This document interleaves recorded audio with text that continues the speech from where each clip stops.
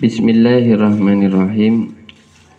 Qala al-musannifu, berkata siapa musannifnya, wa min kalamihim, dan ialah termasuk dari perkataan mereka para ulama, para ahli tasawuf, ya. Min ahkami maka, ini ada kesalahan ya, ini bukan alif. Man ahkamah ini. Man ahkamah maqama taubatihi. Man ahkamah barang siapa. Man ahkamah barang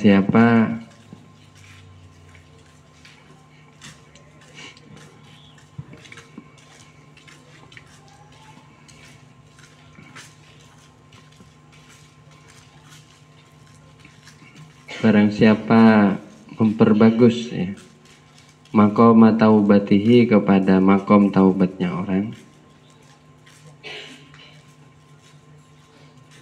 Barang siapa memperbagus makom taubatihi, kepada makom taubatnya seseorang, hafizahullahu, maka akan menjaga kepadanya Allahu, siapa Allah. Menjaga kepada orang itu siapa Allah. Min sa'iri syawaibi, dari berbagai asyawaibi,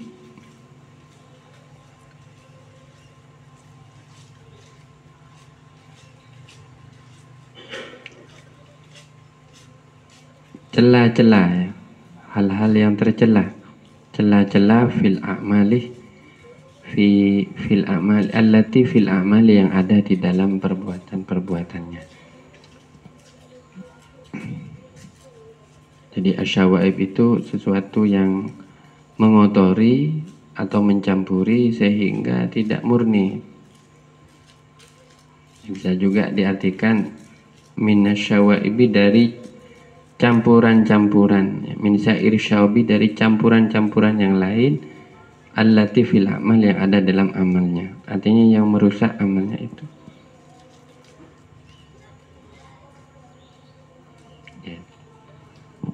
Jadi dari pernyataan ini kita belajar, ya, bahwa makom taubat ini sesuatu yang berat, ya, yaitu orang ketika sudah istiqomah di dalam taubat. Jadi sampai disebut makom taubat, karena makom itu artinya tempat berdiri. Jadi kalau orang di tempat berdiri berarti dia dia telah punya satu sikap yang baik, ya, sudah cek-cek, katanya orang itu cek-cek. Jadi kalau berdiri itu kan nggak berjalan, artinya sudah diem gitu. Tapi bukan diem dalam arti bagaimana, ya, maksudnya dia itu sudah stabil. Nah, itu makom. Jadi makanya kalau makom itu sudah melekat ke dalam karakternya, dia itu berarti sudah ahli taubat. Nah, ini berat, ya, karena kita belum istiqomah taubat. Kita belajar mengistiqomahkan taubat, ya, sekurang-kurangnya dalam sehari, dengan kita didorong dengan membaca istighfar itu. Paling sedikitnya 70, 100 dan seterusnya. Ini kebiasaan beristighfar ini akan mengantar kita terus lebih kuat di dalam bertaubat, lebih istiqomah dalam bertaubat. Jadi kalau misalnya, ya, kita punya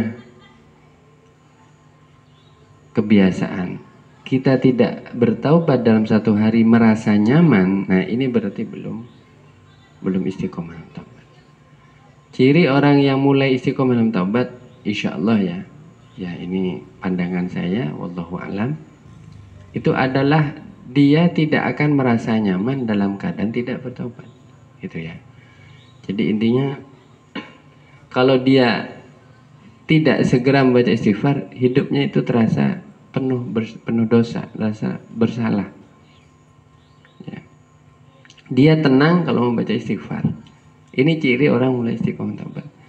Kalau lisannya itu sering membaca istighfar dan dia memperoleh ketenangan dengan baca istighfar itu, karena dia yakin dengan baca istighfar dosa-dosanya diampuni oleh Allah, dan lalu dia terputus dari membaca istighfar 2 jam, 3 jam, 5 jam, setengah hari, kok nggak baca istighfar, kok rasanya ada yang kurang, maka dia segera baca kembali. Lah ini berarti tanda-tanda orang mulai mau diistiqomahkan oleh Allah.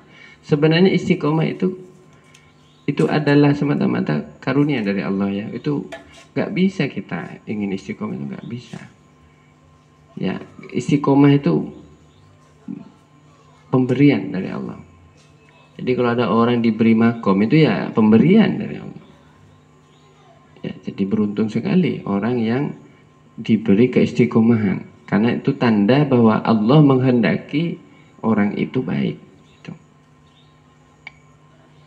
Jadi kalau dalam sehari kita itu berbuat dosa atau tidak berbuat dosa sekalipun yang tampak ya, tapi hati kita mungkin kurang khusyuk ya, dan kita merasa tidak perlu membaca istighfar, tidak perlu bertaubat, berarti kita masih jauh dari kata istiqomah. Berarti taubatnya itu masih jarang-jarang atau berkala atau masih ada jedanya gitu ya. Tapi kalau orang terus menerus, nah ini kalau bisa katanya ukuran keistiqomahan itu 40 hari. Dicoba saja ya. Selama 40 hari, 40 malam lakukan sesuatu yang sama. Satu kata kuncinya, taubat. Kalau kita gonta-ganti, ya tidak akan merasakan keistiqomahan. Jadi katanya orang bisa istiqomah itu kalau 40 hari melakukan itu secara terus menerus, biasanya lewat 40 hari itu sudah mulai ibarat sinyal itu sudah stabil gitu. Itu istiqomah. Misalnya kita ingin mengistiqomahkan sholat sunnah, coba lakukan itu 40 hari. Insya Allah kalau Anda mampu 40 hari, ya lebih banyak jalannya daripada bolosnya gitu lah, itu ada istiqomah. Jadi ketiknya angka 40 ini memang ada dalam Al-Quran ya, arba'in ya. Jadi 40 ini kesempurnaan, di ukuran kesempurnaan. Setelah 40 nanti 60 seterusnya. Tapi coba 40 hari ya. Tapi istiqomah yang bagus ini ya, ini salah satunya adalah istiqomah dalam taubat. Karena orang yang istiqomah dalam taubat, dia akan mendapatkan ketenangan zahir batin. Kenapa? Karena dia terus kembali kepada Allah dalam setiap keadaannya itu.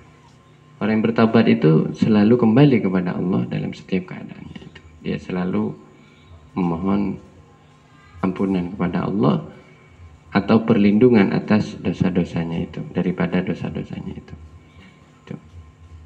Ya, yang sengaja maupun yang tidak sengaja. Ya. Jadi satu, ini pesannya musannif di sini kan, memang wasiat pertama itu adalah hendaknya engkau istiqomah dalam taubat.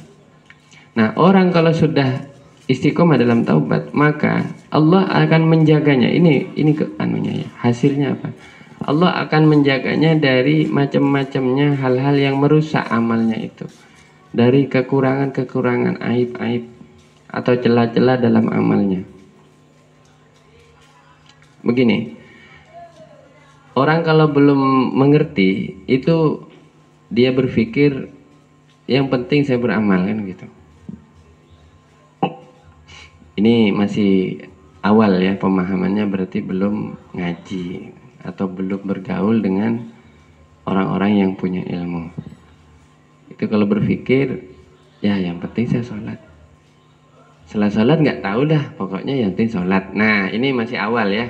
Tapi bagus sudah ini, daripada nggak sholat. Ada yang bilang, yang penting saya baca sholawat, yang penting saya ngaji. Itu berarti punya pemahaman yang penting saya beramal. Apakah salah? Tidak salah, tapi belum cukup. Jadi kalau seperti ini, dia belum tahu kondisi amalnya itu. Nah, setiap amal itu ada plus minusnya ya. Ada kondisi yang baik, ada yang kondisi buruk. Sama kayak barang itu ya. Kita kalau punya barang, minuman ini contohnya ya, ini air ya. Ini saya dikasih air Nurja Water ini. Mudah-mudahan ini airnya asli Nurja Water. Takutnya air jeding ini. Air jeding cuman botolnya Nurja Water. Tapi enggak, ini asli insyaallah. Enggak guyon aja ya. Saya dikasih air ini. Lah, kalau pola pikirnya orang itu yang penting saya beramal, yang penting saya sholat, yang penting saya puasa, yang penting saya sedekah, maka dia seakan-akan mengatakan yang penting saya minum. Dia nggak peduli apakah yang dia minum ini asli air, apa ini air mentah, air masak, apa mengandung zat-zat kimia atau apa, nggak peduli. Yang penting saya minum. Apakah hausnya hilang? Hausnya hilang, tapi belum tentu sehat. Amal pun demikian. Kita kalau asal yang penting sholat, ya bisa saja sholatnya diterima, bisa enggak. Bisa saja sholatnya ada pengaruh kepada diri kita, membuat kita tercegah dari kemungkaran, sebagaimana firman Allah, sholat itu inna sholata tanha anil fasya wal munkar. Sholat bisa mencegah orang dari berbuat kekejian, ya, kejelekan yang jelek, sangat jelek ya, atau kemungkaran dan kemungkaran. Bisa juga enggak, karena dia enggak peduli dengan amalnya. Yang penting kan gitu. Nah, tapi kalau dia mau peduli dengan amalnya, dia akan periksa itu. Amal saya ini sudah benar apa enggak? Saya minum ini air apa enggak asli? Kalau perlu ke lab gitu. Ketika di lab dilihat, oh ini asli, ini mengandung pH sekian. Oh ya, kalau saya minum. Bisa dipahami ya? Nah, kita demikian juga dalam beramal kepada Allah, kita itu juga harus memperhatikan keadaan amal kita. Karena amal kita ini pasti banyak kekurangannya yang membuat bisa saja lebih banyak ditolaknya daripada diterima. Sebagai contoh, niatnya bisa nggak benar. Mungkin dari niat kita karena ada riyaknya, ada pamernya. Bisa juga tata caranya nggak sesuai tata cara yang benar. Bisa juga selesai beramal itu kita menutupnya dengan perbuatan yang merusak amal itu. Misalnya sum'ah. Sum'ah itu apa? Menceritakan kebaikan supaya orang lain memuji dia. Tadi saya begini, saya tadi sedekah 1 juta. Ya hilang bala sedekahnya. Kecuali niat tahadus binikmah ya, niat untuk berbagi rasa syukur kepada Allah, tidak apa-apa. Alhamdulillah, tadi saya bisa sowan sama kiai, alhamdulillah. Tapi kalau niat pamer, berubah. Amalnya itu bagus, dirusak sendiri oleh kita. Nah, ini disebut syawaib. Syawaib ini apa ya? Ya semacam polusi lah begitu ya, hal-hal yang merusak amalnya itu, sehingga membuat amal itu yang awalnya bagus, murni karena Allah, ikhlas karena Allah, berubah menjadi tidak ikhlas. Nah, orang yang istiqomah dalam taubatnya ini itu akan dijaga dari hal-hal seperti ini. Artinya apa? Amalnya akan diperbagus oleh Allah. Makanya dengan bertaubat saja amal kita diperbaiki oleh Allah, diperbagus, disempurnakan oleh Allah. Sehingga seminimal mungkin insya Allah kita akan terhindar dari hal-hal yang merusak amal itu. Sekali lagi ini ya hanya bisa dirasakan oleh hati dan pikiran. Ini tidak bisa dilihat oleh mata, oleh telinga nggak bisa. Kenapa? Karena amal itu tidak ada wujud fisiknya di dunia ini. Kalau di akhirat nanti iya. akan diperlihatkan kepada kita, sholat kita, puasa kita.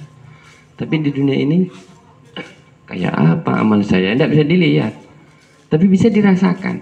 Kok saya sholat kok begini sholat saya ya. Nah, itu berarti masih ada syawaib, masih ada apa hal-hal yang kurang bagus. Nah, insya Allah kalau orang terus bertaubat ya, ini amalnya akan lebih baik, sehingga kita mendapatkan penerimaan yang sempurna dari Allah ya. Amin ya. Kalau saya yang paling pesan kepada teman-teman mahasiswa, teman-teman santri ini, terutama sholat. Karena sholat itu barometer seseorang. Kalau orang sholatnya kacau balau, bahkan sering meninggalkan sholat, na'udzubillah, pasti hidupnya juga akan kacau balau. Ya, ini makanya sholat itu harus terus ditingkatkan tata caranya, zahir dan batinnya gitu. Jadi ini amal ya. Jadi kita jangan hanya bilang yang penting saya beramal sampai dapat pahala. Iya kalau pahalanya sempurna. Iya kalau tata caranya benar. Siapa tahu tata cara kita nggak benar. Karena apa? Ada niat yang nggak benar. Sama kayak yang penting saya minum, yang penting saya kuliah, ya beda dengan orang yang mengatakan saya kuliah harus sesuai dengan tata cara yang benar misalnya. Nah, jadi semakin kita ketat memeriksa amal, ternyata semakin tampak kekurangan amal kita. Itulah namanya manusia ya, pasti begitu ya.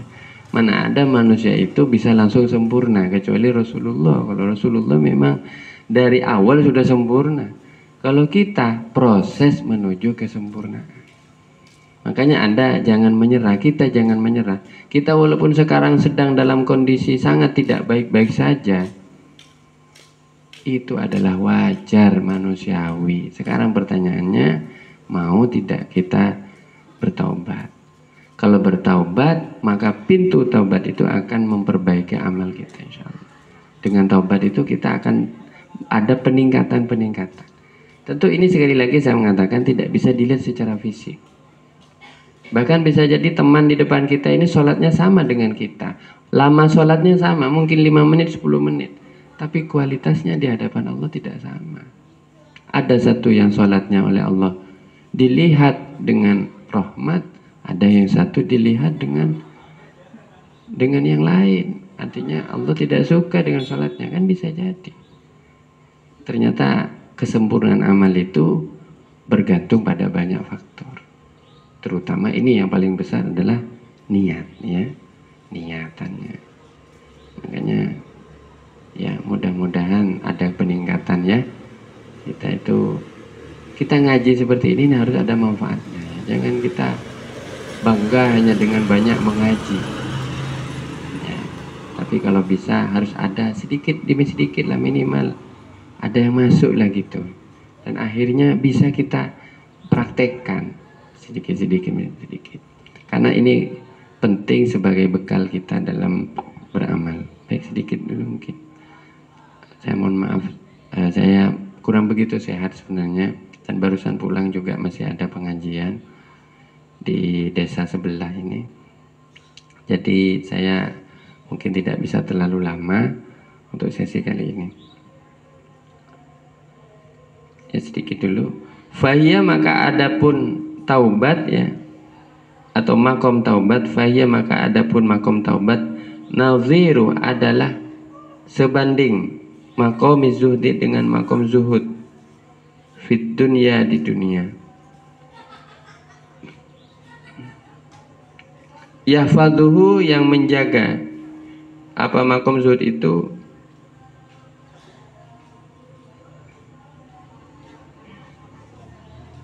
ini ya, ini kayaknya ada salah.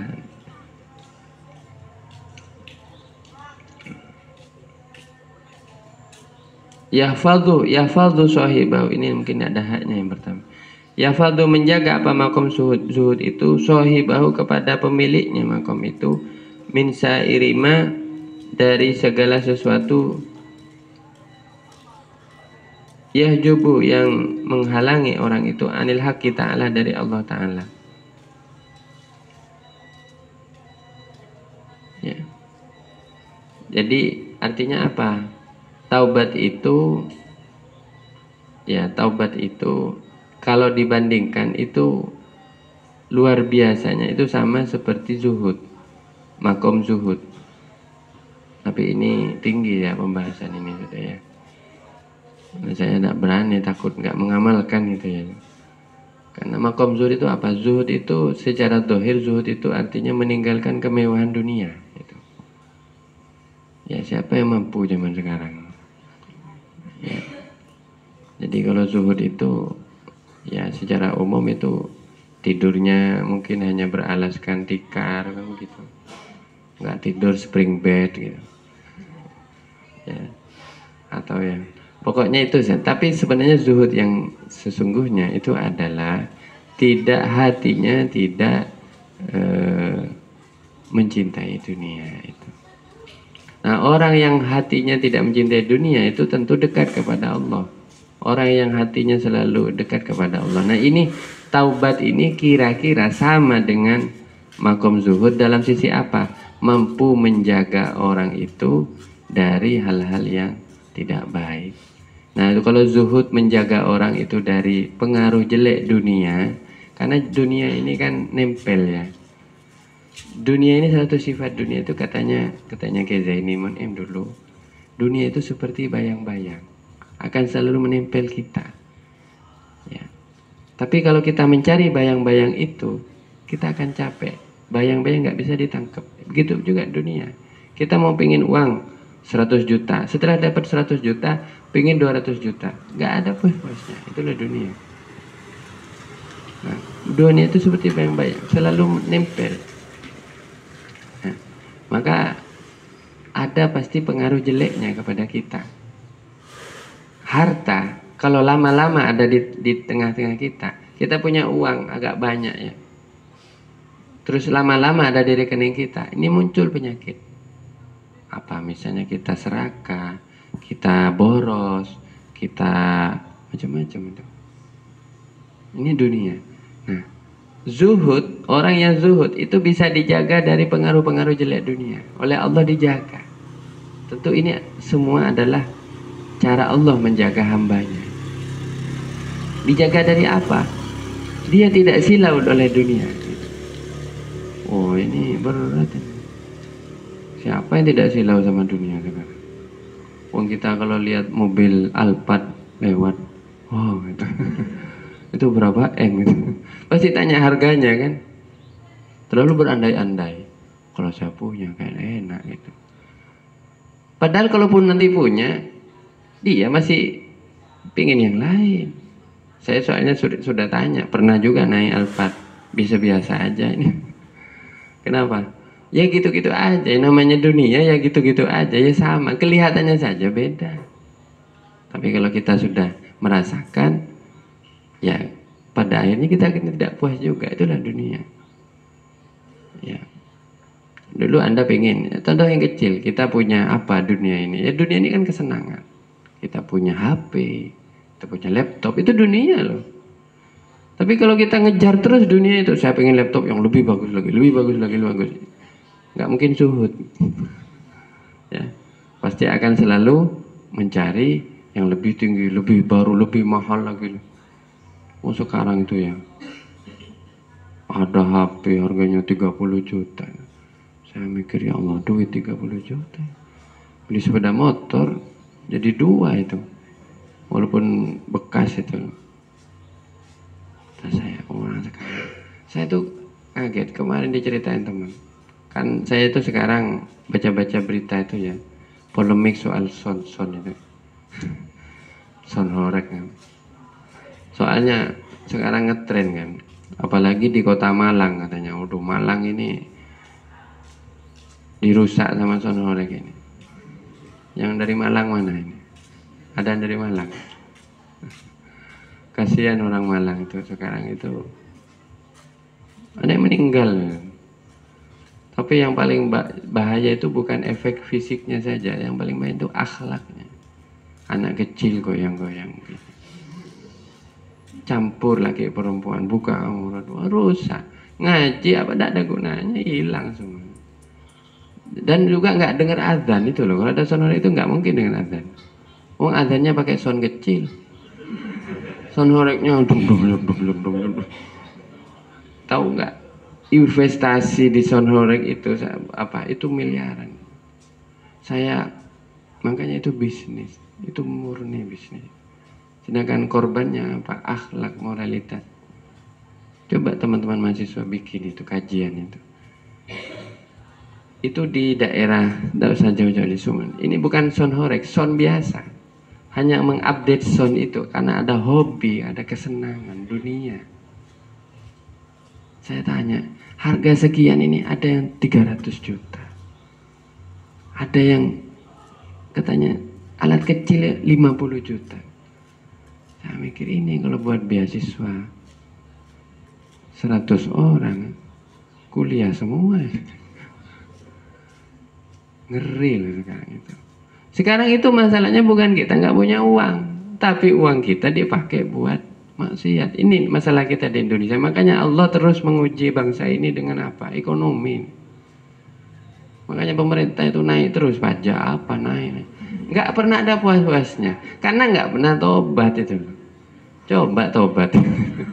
Ini yang ngomong aja pinter ngomong. Tapi kalau suruh jadi pejabat nggak bisa tobat juga. Jadi tobat itu penting.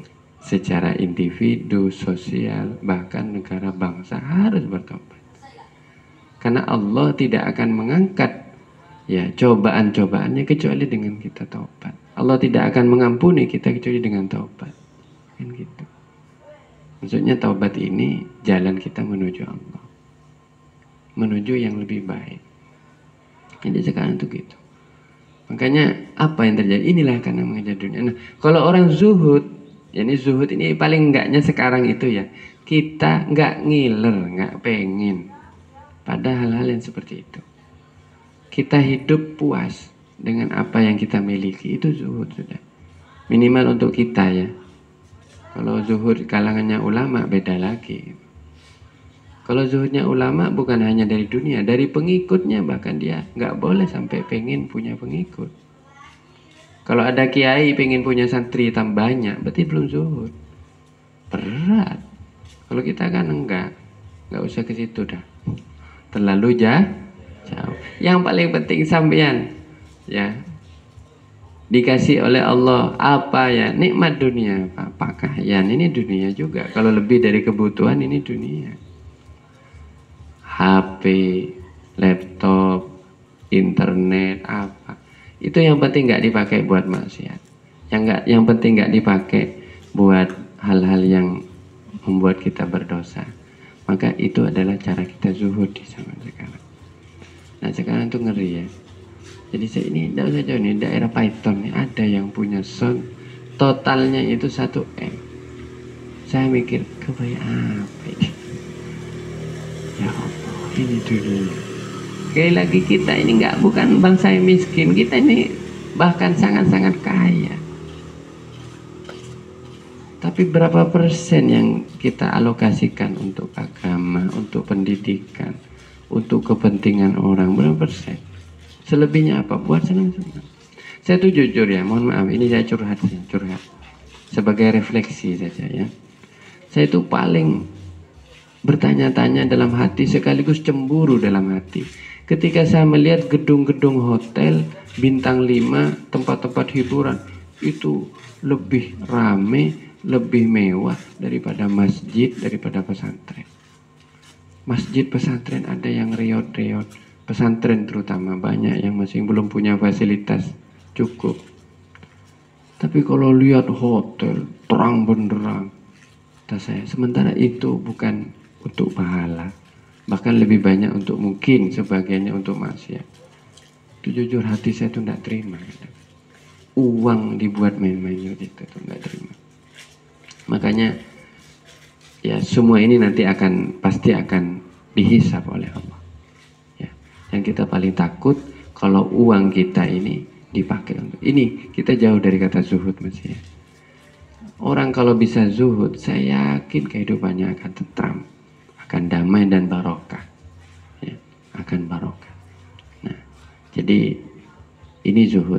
Nah, zuhud ini dan taubat punya kesamaan dari sisi barang siapa orang bertaubat, dia akan dijaga oleh Allah dari hal-hal yang merusak amalnya, ya. Kemudian barang siapa zuhud, dia juga akan dijaga dari pengaruh-pengaruh yang tidak baik terhadap dirinya dari kehidupan dunianya itu, yang bisa menghalanginya dari ingat kepada Allah, itu ya. Itu, ya. Ya, Allahumma sholli ala sayyidina Muhammad. Ya mungkin itu dulu 2 baris saja dulu dah. Saya juga masih sambil panas dalam ini, tak minum dulu itu. Tapi dari dulu itu air terus ya, nggak ada jus, nggak ada apa gitu. Nah, mikir, oh nggak ada peningkatan. Apa nggak ada dananya? Mungkin sebelum kita tutup dengan doa, karena ini semacam apa ya, kajian ya. Jadi menurut saya ini bukan murni pengajian, lebih banyak kajiannya. Kalau murni pengajian itu bagiannya masyayikh gitu. Ini saya kasih pertanyaan aja kepada teman-teman, silahkan bagi yang ingin bertanya atau ingin lebih mendalami lagi mungkin persoalan atau sebagian persoalan yang sudah dibahas kemarin, ya poin-poin yang kemarin atau masalah-masalah yang lain, silahkan. Tidak ada moderatornya, langsung 1, 2, ini depan 3 ya. Langsung saja suaranya dinyaringkan ya, sama kayak mic.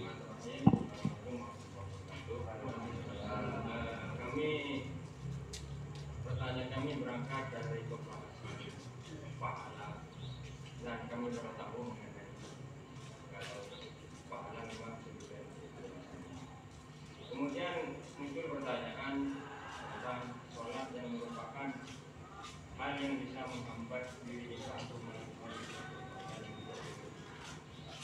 pengalaman kami, maksudnya standar kita melaksanakan sholat itu supaya sholat itu sama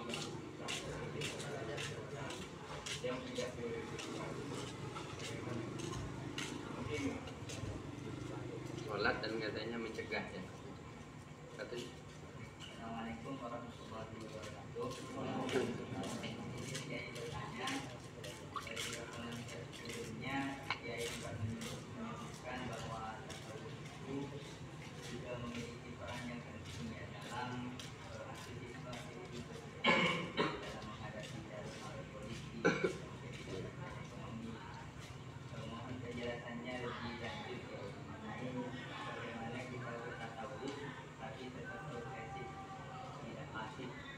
Terima kasih. Assalamualaikum Ada lagi ya. Assalamualaikum warahmatullahi wabarakatuh. Izin bertanya, biasanya manusia ini kebanyakan dalam bersikap dewasa bahkan sampai umurnya mencapai usia senja. Dan kadang-kadang di situ kebanyakan kita sering lalai. Dan kalau melihat ada orang yang dari kecil sudah belajar bertobat sampai ketika dia menutup mata. Sedangkan ada orang yang mendapat hidayah di usia 40 bahkan 50 itu baru mendapatkan hidayah. Namun pertanyaan saya di sini, bagaimana orang yang tidak mendapatkan hidayah di jelang-jelang sakaratul mautnya, kemudian misalnya di situ dia bertobat dengan mengucapkan atau menyebutkan hal baik yang pernah dia lakukan sebelumnya, apakah itu boleh ya? Nah, mungkin itu saja pertanyaan saya. Sebelum meninggal maksudnya menyebut kepada siapa itu? Dia ingin bertobat dan menyebut hal atau pahala kebaikan yang pernah dia lakukan selama hidup. Dengan berharap memperoleh diampuni gitu ya. Berharap dosa-dosanya yang dulu-dulu itu diampuni gitu. Itu waktu sebelum meninggal. Iya. Ya, ya silakan. Baik. Jadi intinya tadi anu kan amal kan ada waktunya itu baik, ada waktunya buruk itu. Maksudnya itu gimana? Amal. Amal kan kalau tadi amal itu bisa jadi Mm. baik, bisa jadi buruk. Nah contohnya tadi jika ada niatnya kan buruk itu kan. Nah apakah ada hal lain yang bisa membuat Amal itu rusak itu ya. Ya. Di sini ada. Kiri. Sayap kiri ada. Ada. Baik, mengalir dulu ya sambil karena ini ada beberapa menit untuk sesi tanya jawab atau tabayun mungkin ya. Jadi ini sangat penting karena kita khawatir apa ya, ragu gitu ya, tidak punya pegangan dalam masalah. Karena tasawuf ini hati-hati. Tasawuf ini saya pun juga takut menyampaikan hal terkait tasawuf karena takut mengada-ngada sesuatu yang pertama nggak diamalkan atau nggak dirasakan. Karena tasawuf ini butuh dirasakan. Tasawuf ini kan menyapa hati kan, hatinya yang diaktifkan. Jadi sekali lagi ini karena kajian, jadi kalau pengajian kita cukup tabarruk ya, ambil barokah dari para masyayikh, namanya pengasuh Pondok Pesantren Jadid. Tapi untuk kajian ini lebih pada pendalaman saja. Baik, saya kira sangat bagus sekali pertanyaannya. Jadi yang pertama itu terkait dengan pahala, ya saya kurang jelas sebenarnya soal pahala itu, maksudnya apanya yang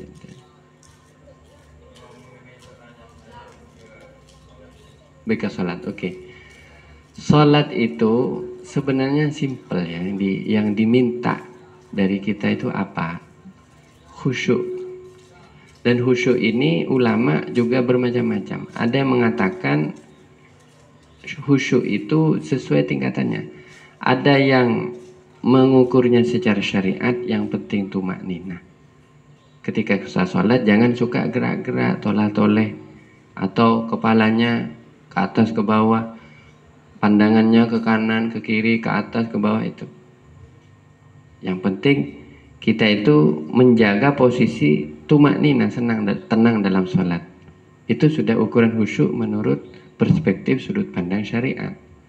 Kalau khusyuk dalam sudut pandang thariqah atau hati, bagaimana? Hatinya ingat kepada Allah waktu sholat. Nah, ini saja sudah bagus.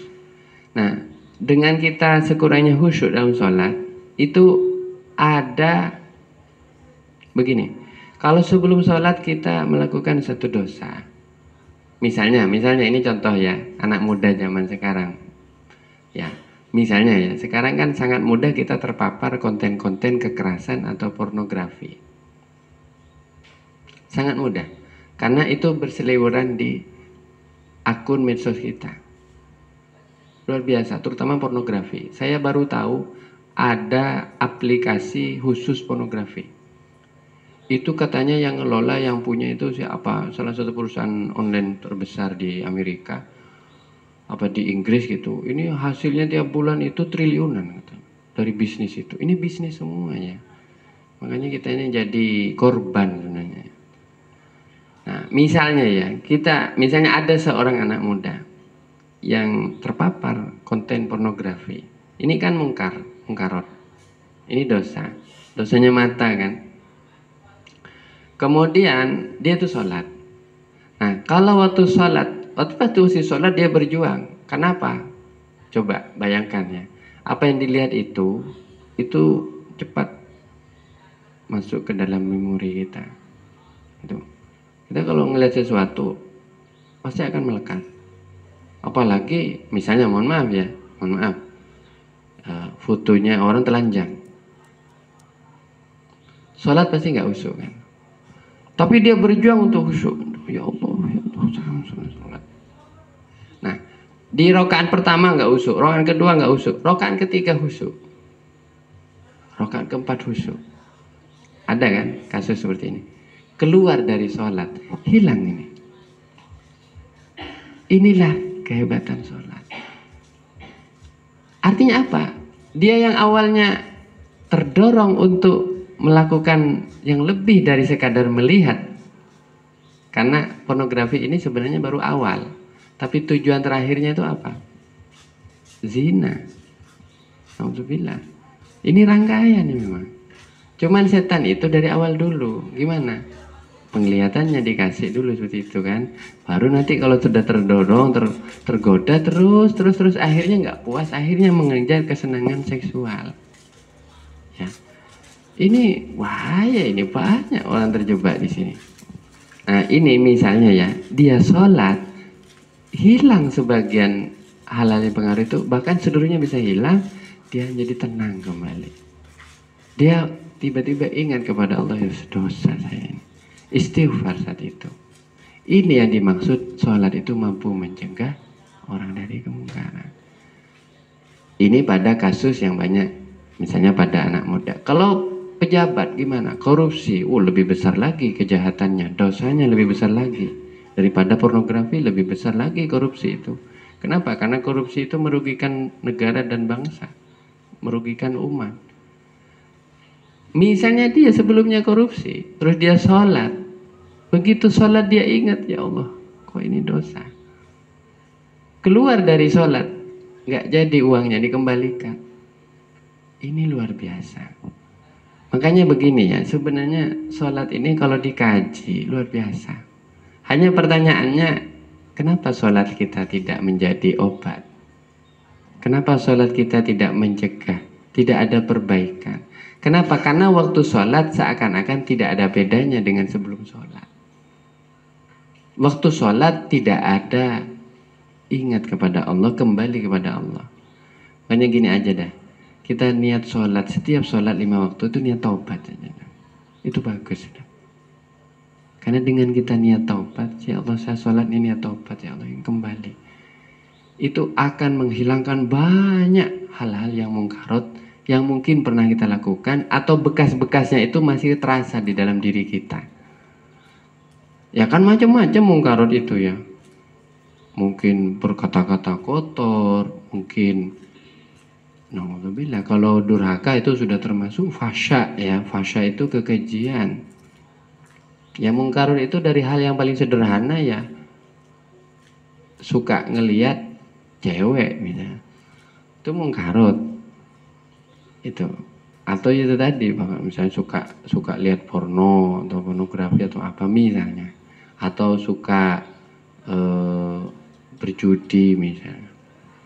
Tapi itu semua ada terapinya dan melalui sholat. Makanya saya usul ya, kalau bisa kita sholat ini satu saja saudara, niat taubat ini. Setiap kita sholat, tak sholat sunnah, sholat fardu lebih-lebih, kita niat taubat kepada Allah. Semoga diterima ya. Itu saya yakin ya, jadi itu soal mencegah. Terus yang kedua itu bagaimana tasawuf itu tetap bersinergi atau berhubungan dengan kegiatan sosial kita. Begini ya, banyak orang menjadi aktivis atau terjun di dalam kegiatan sosial, itu dia tidak menata niat terlebih dahulu. Niatnya apa? Kadang hanya modal kasihan, modal sentimen, modal emosi.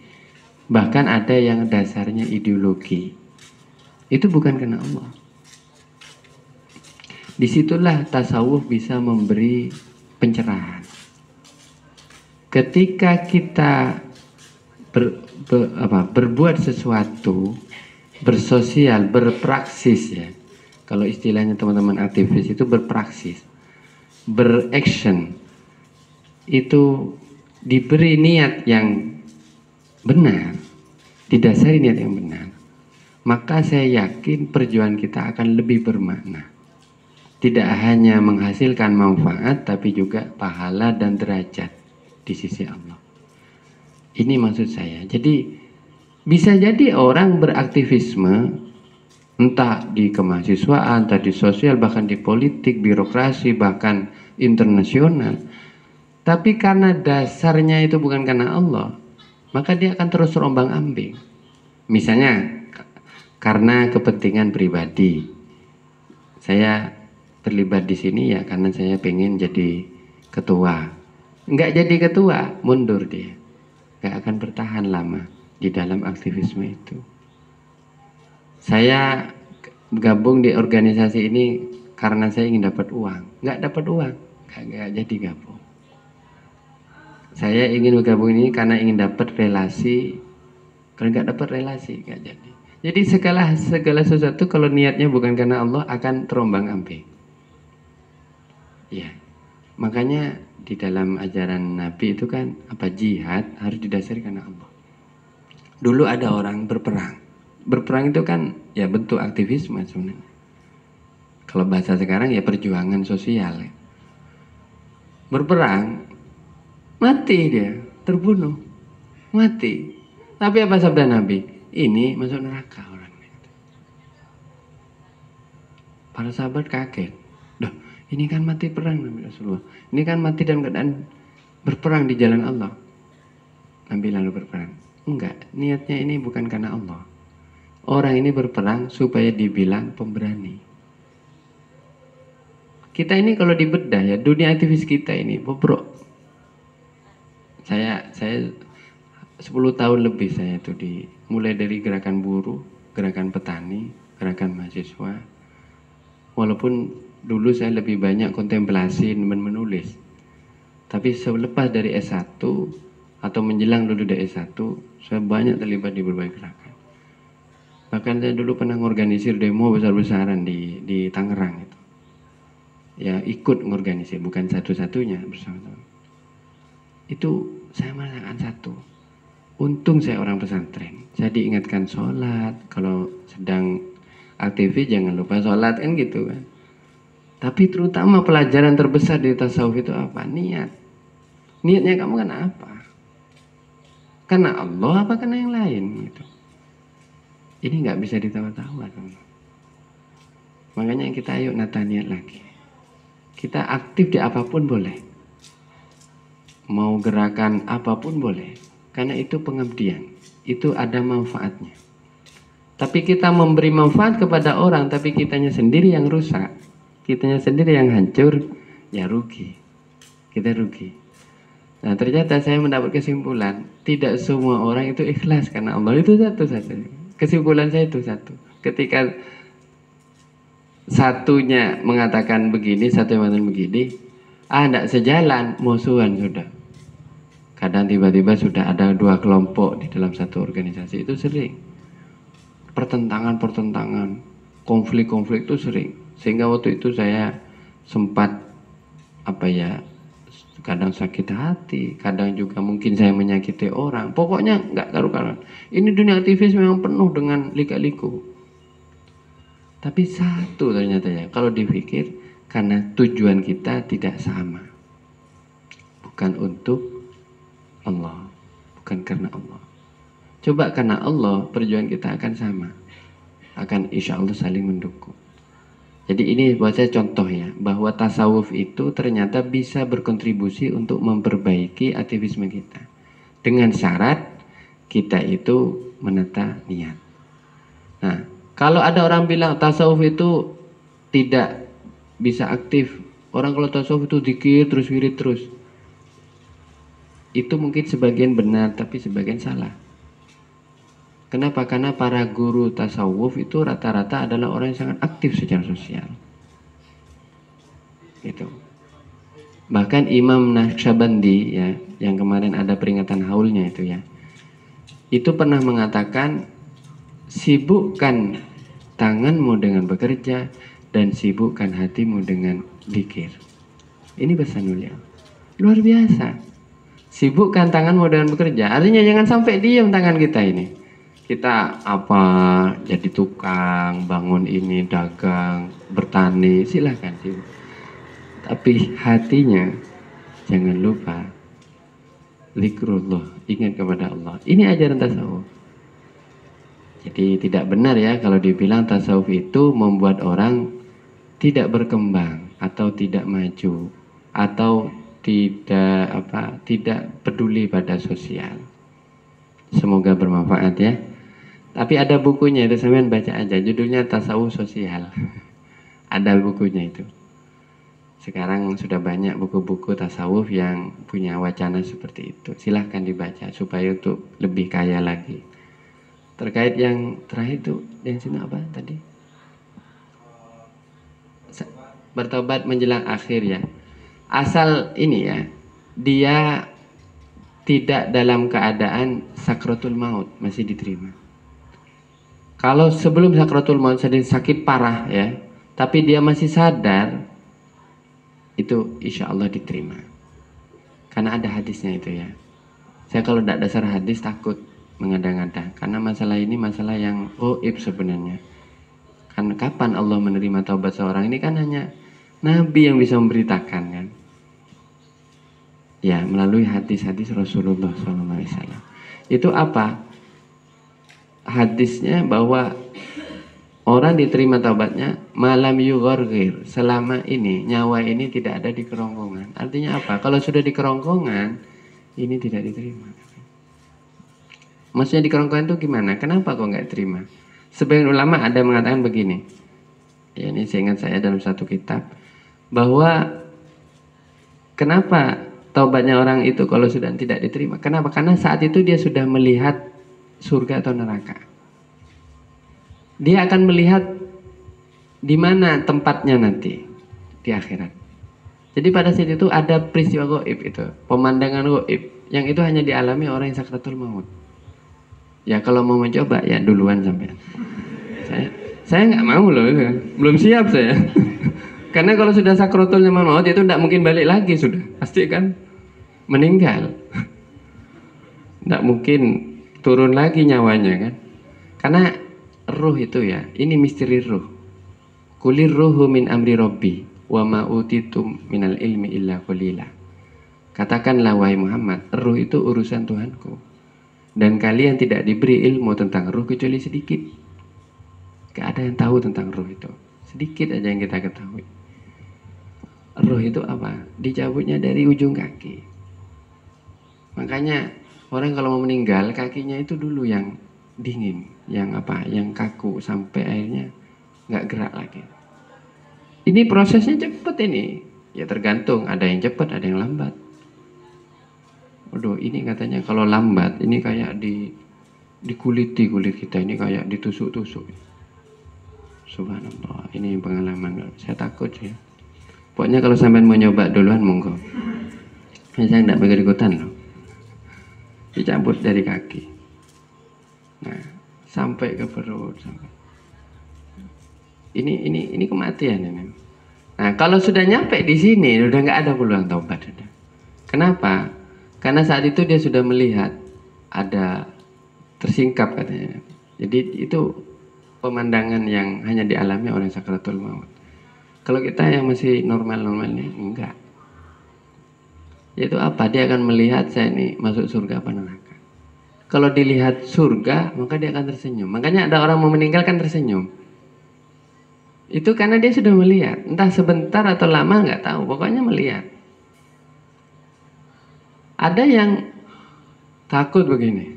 Atau ekspresi yang lain. Itu karena dia sudah melihat. Nah, ketika seperti itu sudah tidak diterima taubat. Tapi sebelum itu masih dalam keadaan sadar, masih dalam keadaan ya mungkin sakit keras ya. Itu masih bisa insya Allah. Ya. Dan saya yakin diterima taubatnya. Amin ya.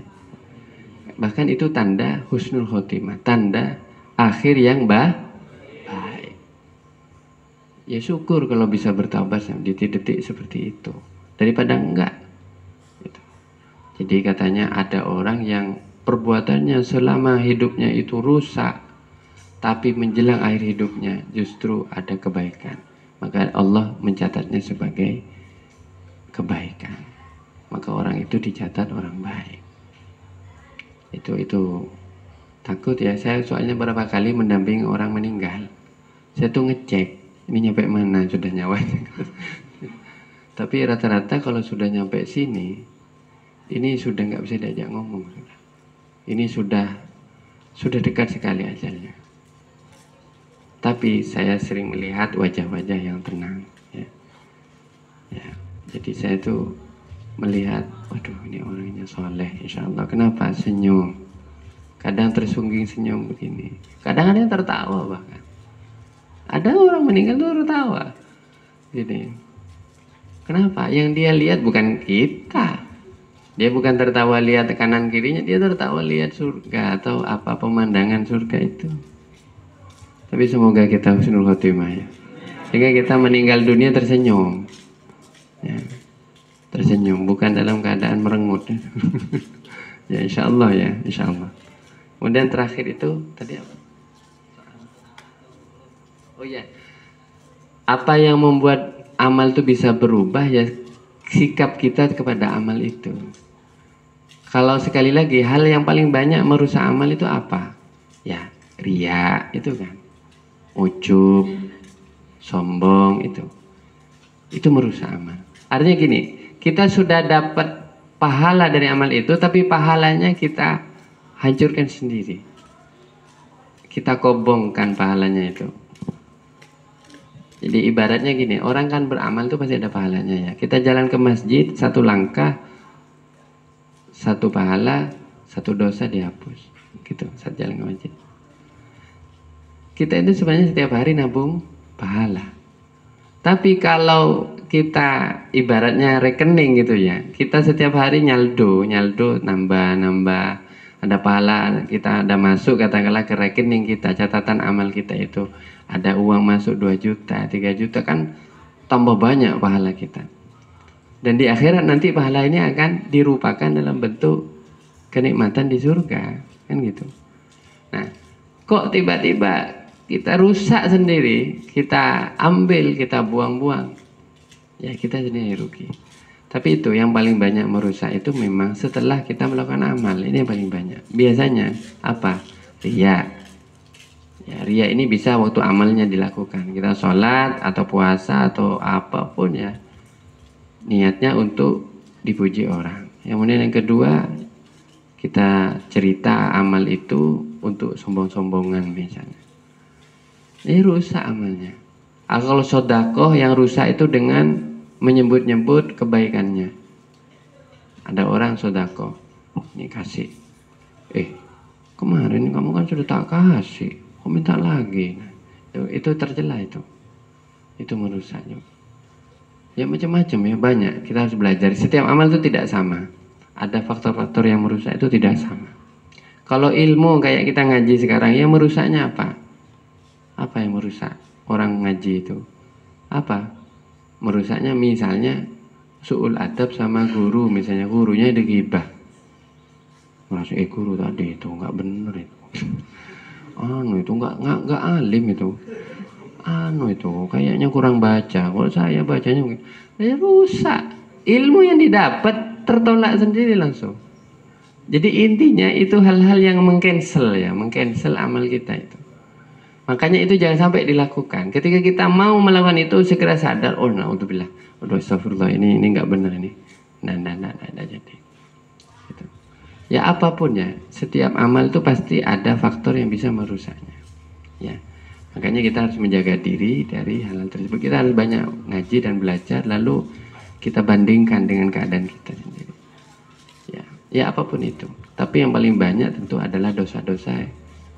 Lisan ini yang paling banyak ini. Lisan ini kufaan, gimana saudara Nabi? Kufaan lisan. Ini tahan lisan kamu, pegang nih lisan. Ini yang bikin kamu bisa celaka kan gitu. Makanya hati-hati kita kalau jadi pembicara, penceramah, pengajar, guru, dosen, nggak jamin.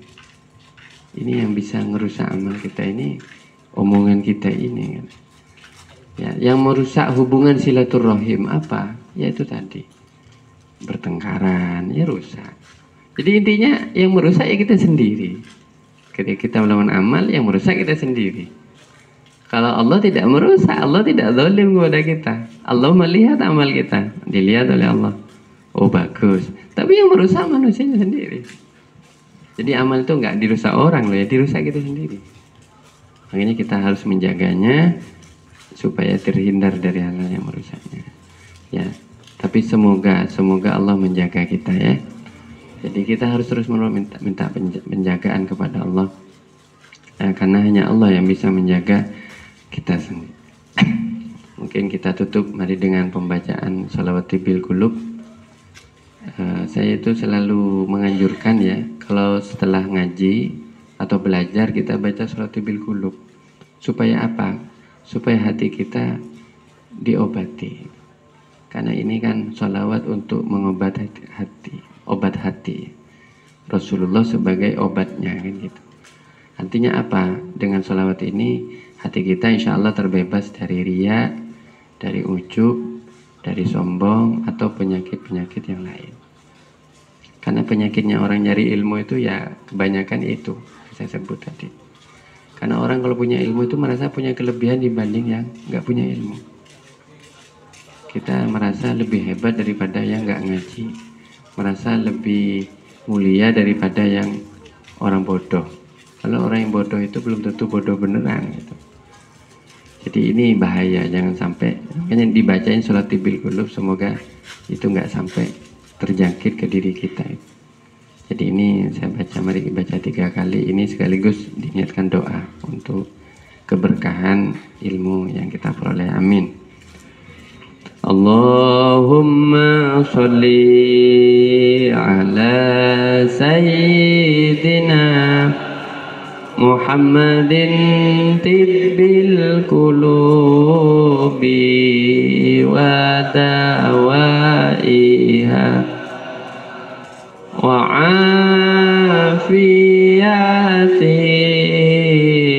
abdani wa shifaiha wa nuril absari wa diyaiha wa ala alihi wa sahbihi wa sallim.